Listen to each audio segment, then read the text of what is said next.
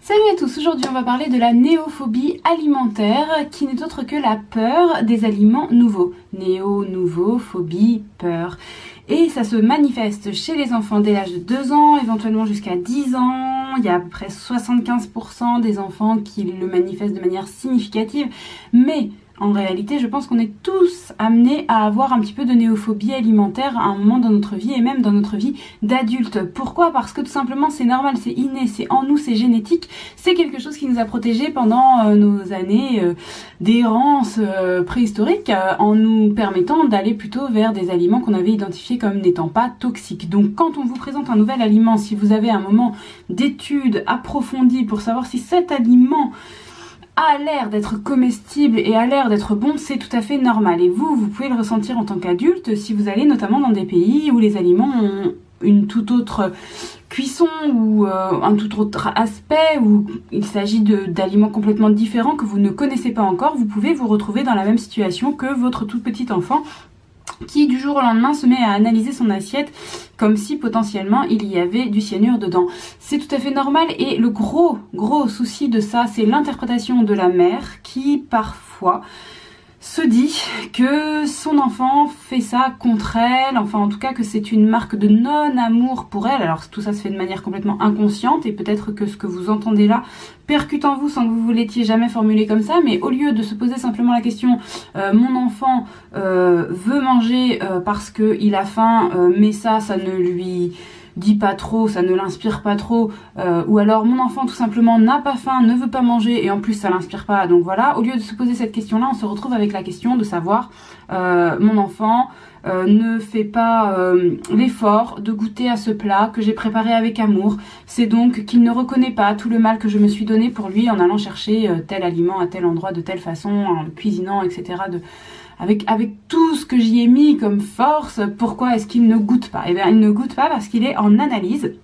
Alors vous allez me dire oui, mais il en avait déjà mangé avant, peut-être qu'il en avait mangé alors qu'il était encore un petit peu petit et qu'il s'en souvient pas forcément, ou alors tout simplement peut-être que l'aliment n'est pas présenté sous la forme habituelle. Et ça sera du coup mon premier conseil, c'est quand vous voyez qu'il y a un aliment qui pose problème, essayez de le présenter toujours sous la même forme. Par exemple les pommes de terre, fonction de la forme qu'elles vont avoir, l'enfant va pas forcément identifier qu'il s'agit toujours de pommes de terre.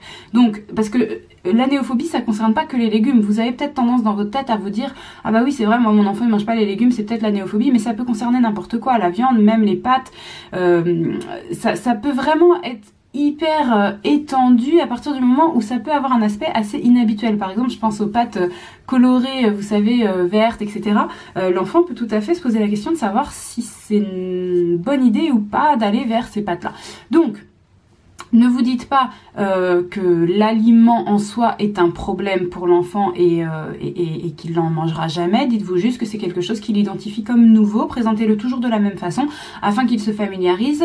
Et éventuellement, faites attention aussi dans les assiettes à ne pas tout mélanger. Parce que quand tout est mélangé, l'enfant s'y retrouve moins bien. Donc on compartimente, ce qui permet aussi de respecter un petit peu les besoins de l'enfant. Puisque vous savez qu'en fonction des différents moments de son existence, il va pas forcément se tourner vers les mêmes aliments et donc du coup en compartimentant ça permet de lui laisser le choix.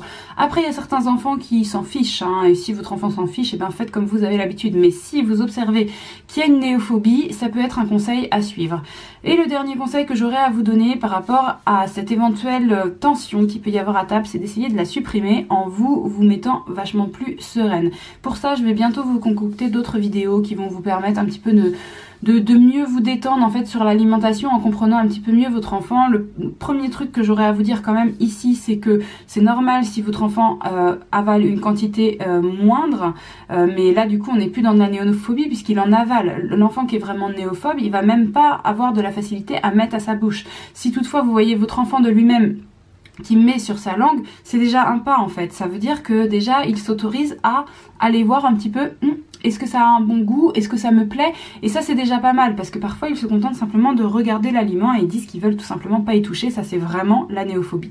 Mais admettons que votre enfant goûte, c'est déjà pas mal. Admettons qu'il en mange, et ben c'est déjà pas mal. N'attendez surtout pas de lui qu'il mange la quantité que vous avez imaginé qu'il mange, mais bon, ça j'y reviendrai dans d'autres vidéos. Je vous dis juste ici que Une des raisons principales à cela, c'est tout simplement qu'en fonction de son âge, les besoins de votre enfant évoluent et qu'il se passe un truc très très vite dans l'alimentation de l'enfant vers 1 an.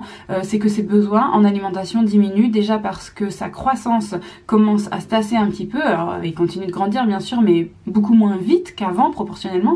Et puis il a besoin aussi de moins d'énergie pour faire fonctionner son corps. Par exemple sur le 4 pattes, les enfants sont très énergivores et puis dès qu'ils commencent à avoir une marche debout un petit peu assurée, bah voilà, ça devient un petit peu moins coûteux en énergie. Donc il y a plein de raisons qui font que votre enfant peut finalement délaisser la nourriture en dehors de ce moment de néophobie. Ce qui se passe, c'est que la néophobie, c'est vers 2 ans, je vous disais, jusqu'à éventuellement 10 ans.